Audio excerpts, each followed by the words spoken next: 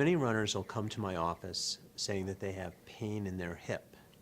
Many times that pain in their hip is actually on the outside of their hip.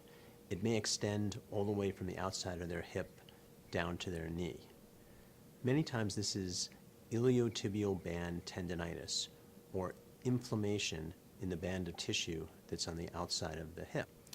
This is an inflammation and overuse injury to those muscles of the hip.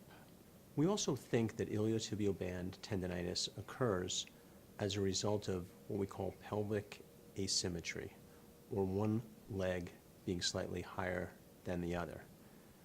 One way that this commonly occurs in runners is by running the same course, even on a road that's slightly banked over and over again, putting undue stress on one hip or the other.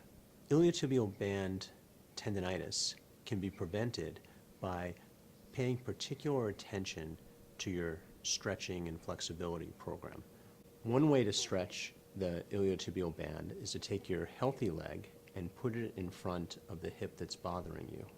You then lean over towards your healthy leg, and you should feel a stretch on the outside of the affected hip. Make sure that you vary your course, and particularly if you're using a track, make sure you change directions. If you do develop pain on the outside of your hip, if you do develop iliotibial band tendinitis, the best thing to do is to rest, ice. A foam roller can be very helpful for those muscles.